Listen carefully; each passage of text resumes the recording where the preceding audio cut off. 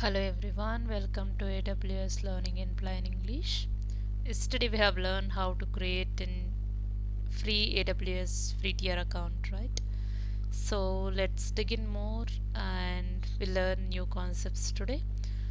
So here on the right hand side you are seeing United States, right? If you click on the drop down you can see the many state names, but don't think region is a state. This United States, under this country you have many regions available.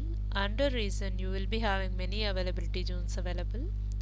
Inside availability zone you will have many data centers. In a broader way, region is a big one. Inside that you will have a different availability zones. Inside that you will get different data centers. You can host your services on top of that data centers. In case of disaster recovery, you will get high availability available with this availability zones.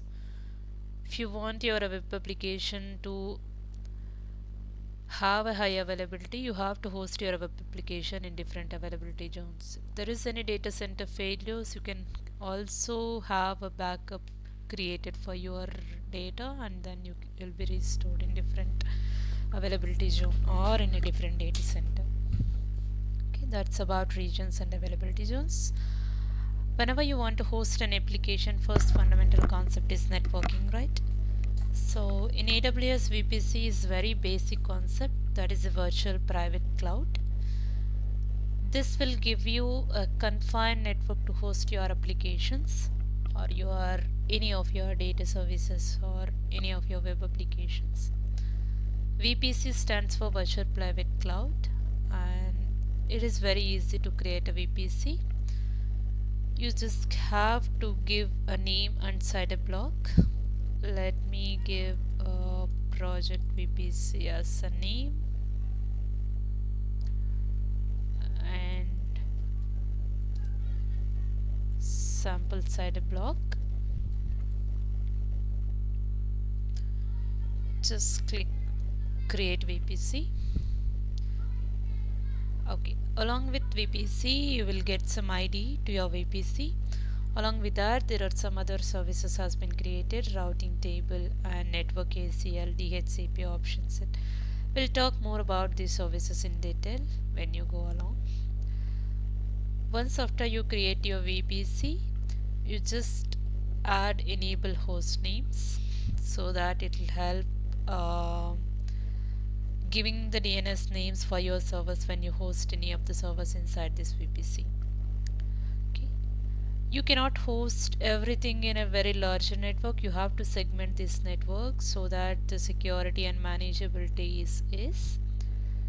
That segmentation is called as subnets. We'll go ahead, we'll create two subnets for now. Create under which VPC you want to create a subnet, that is a project VPC. I'll give subnet name as my public subnet 1, and under United States, North Virginia, you have 3 availability zones. I guess no, you have many, 6. For now I'll create 2 subnets in 2 different availability zones. So this is the VPC CIDR block for my subnet. This is a segment of that. I'll give 1059.1.0/24 so that this subnet will get 256 IPs. Create a subnet. Once you create a subnet, you just edit your subnet settings and enable a public IP for your lab settings. This no need to be done in your real-time environments. This is for your lab purpose. When you create any server inside this subnet, you have to connect with your public IP. So that is mandatory just for your labs. I am creating another subnet, my public subnet 2.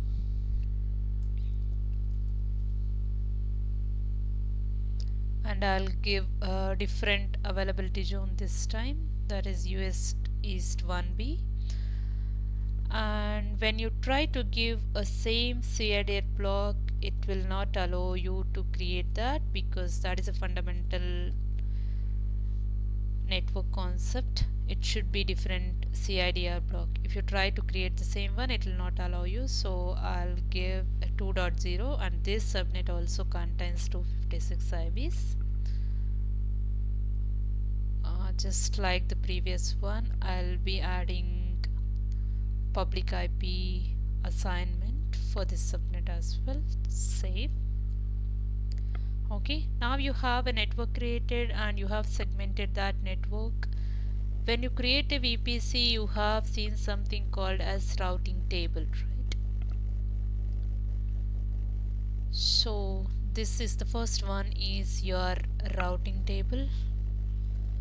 I'll name it as project VPC routing table. Save. Okay, what is a routing table? It will contain routes. Whenever any request comes to your web service or to your host, where it has to route the traffic to, that routes are present inside this routing table. So when you click on edit routes, we have only one route, that is 1059. If it is coming from this VPC, it has to go to local. In the sense, if there is any traffic coming from this VPC, from if though the servers are in different subnets, those are reachable through this local route. If the traffic is coming outside of this VPC, then the traffic does not reach to your web server. Okay, this is a routing table. For now we just have a single route available, and we have internet gateway. Why do we use that?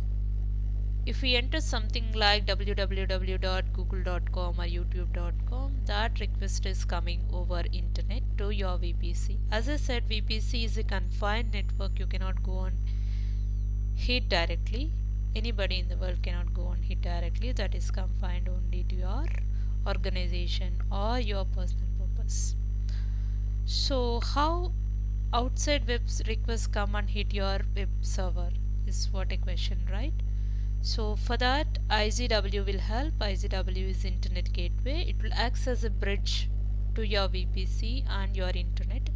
When a request come from your internet to your VPC, IGW will act as a gateway and it will route the traffic to your correct web server.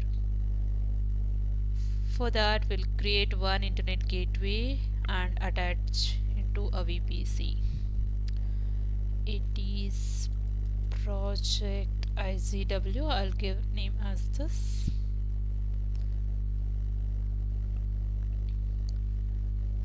For one VPC, you will be able to attach only one internet gateway. You cannot have multiple internet gateways attached to one VPC. That is one thing to be noted.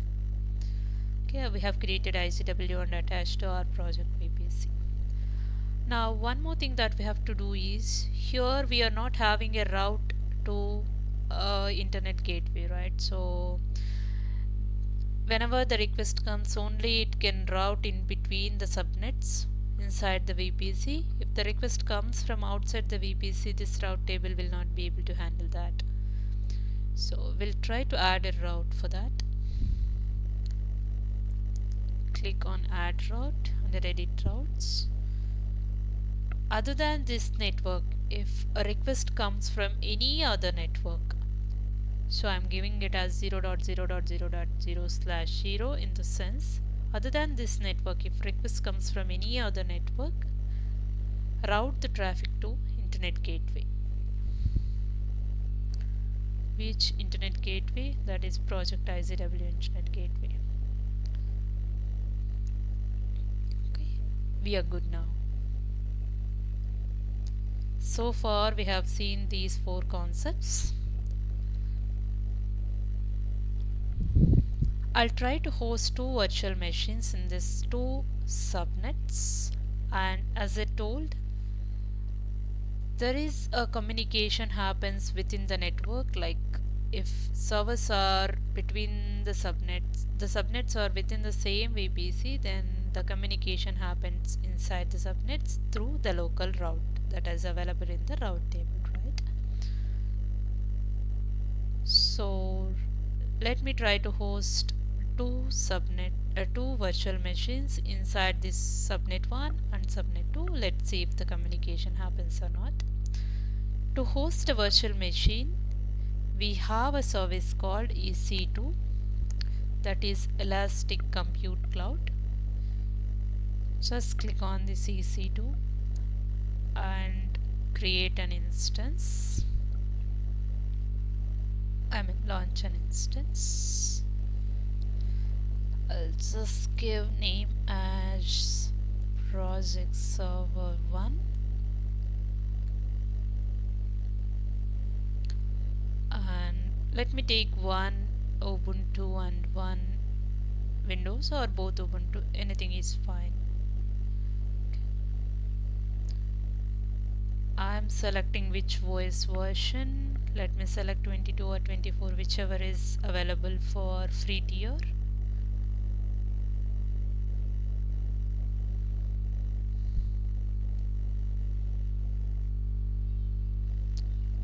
T3 micro is available for free tier eligible, so I'm selecting the same.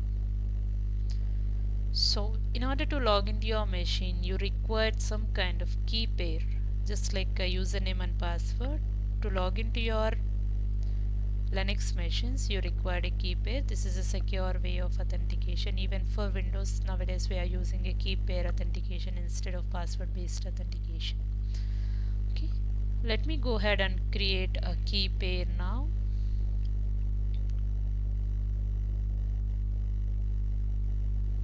I'll give the name as project key. Just download ppk file, create a key pair. Project key ppk has been downloaded. Okay, I have to choose which VPC and which subnet this instance has to be there, right? So I'll choose my project VPC. I'll choose my public subnet 1,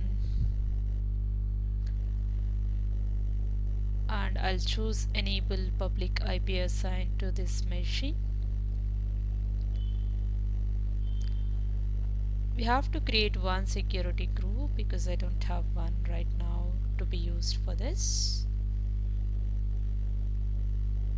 I'll give allow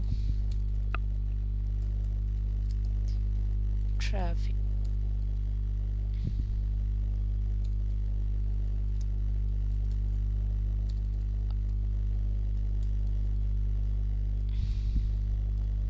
Allow traffic security group.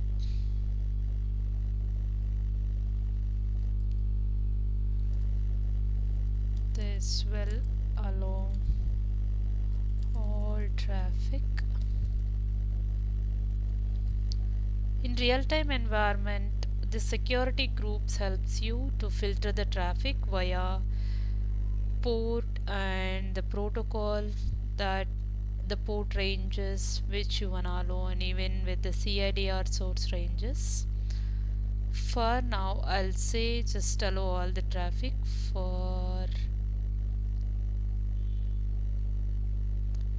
add a security group rule, allow all traffic.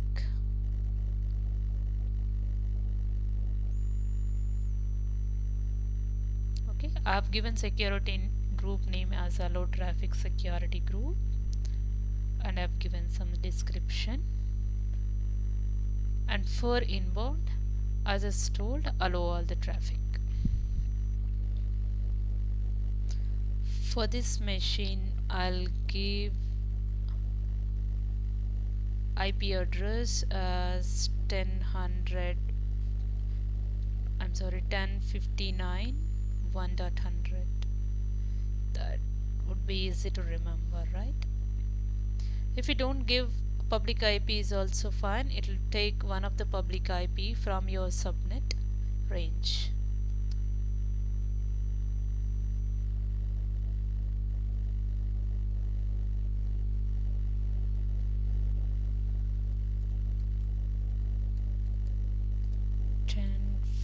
10.59.1.100.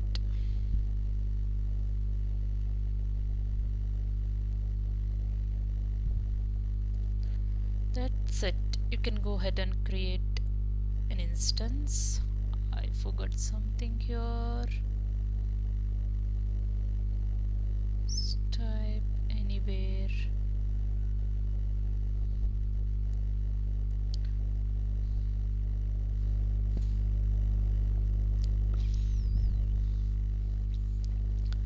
Okay, you have successfully launched an instance with this ID. Just go ahead and see under instances. You have project server 1 has been created and the status of this machine is running. In the same way, we'll create another machine. Again, go to instances. Same procedure. Project server 2.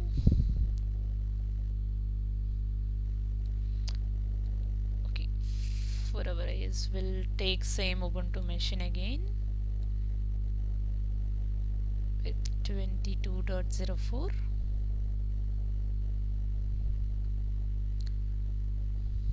It is asking me to check once again if that is available for the free version. Okay. Once we have created key pair, that can be used for multiple machines inside the single region. If it goes out of region, you have to create a new key pair, but inside the region you can use the same key pair for multiple machines. I'll create this machine in same VPC but different subnet. I'll choose my public subnet 2 this time. Even the security group I can use already existing one.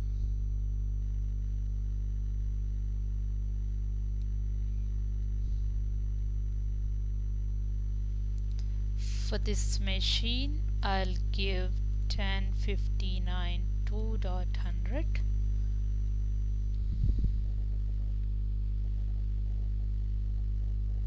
There are many things that can be done, and adding the volumes, storage groups and additional details that can be filled up, but for now as a beginner these much details are enough to create a virtual machine.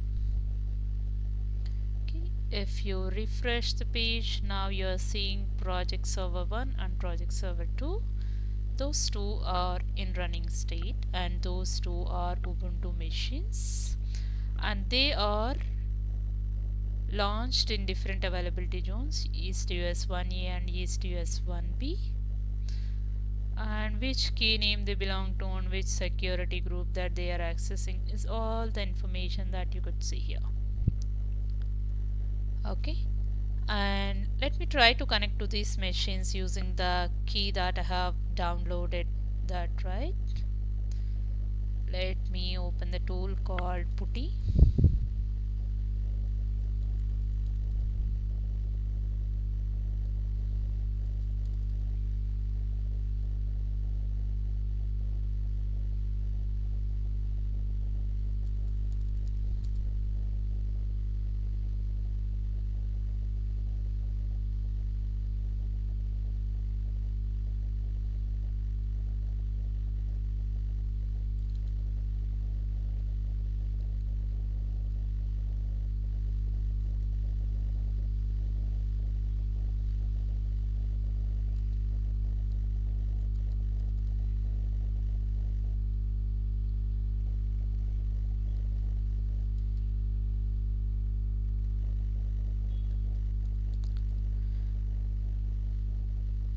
If you don't have this tool installed, just go to Google and search for the tool Putty and just install putty.exe for 64-bit Windows machine.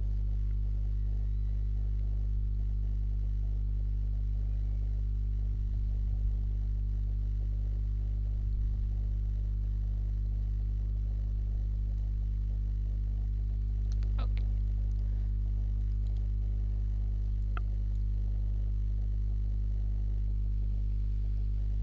It's just like a normal installation of any other software. Double click on .exe file of putty.exe and just install with next.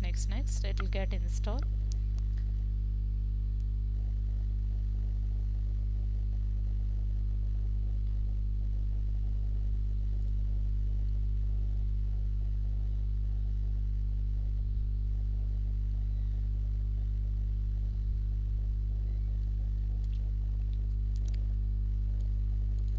Now you have Putty tool installed. For Ubuntu machine, the default username is Ubuntu. So I'll give Ubuntu @ and the machine IP address. This is project server 1. Go to project server 1 details and get the public IP of that machine.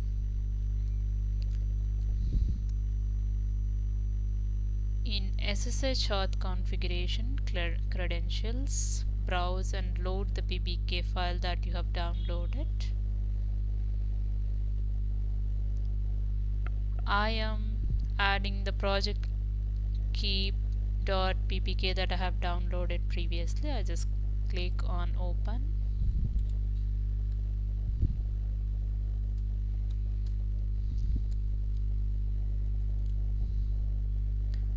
I'm able to access the machine now.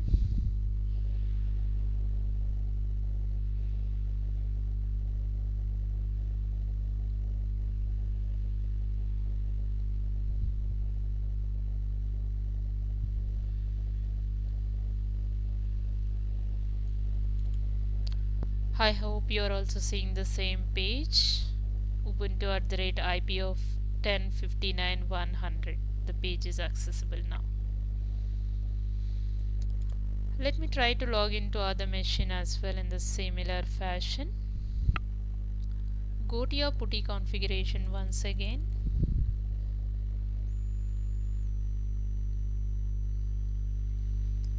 And enter the username as Ubuntu, and this time the second machine public IP.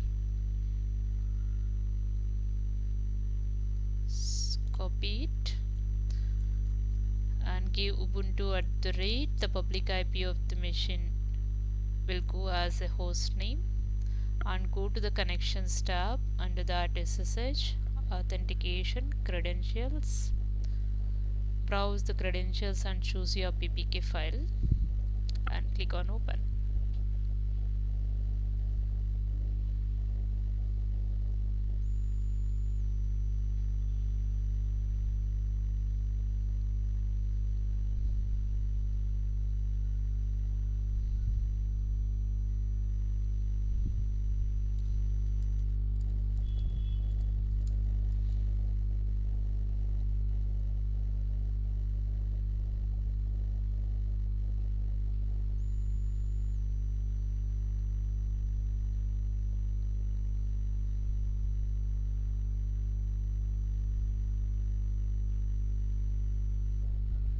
Okay.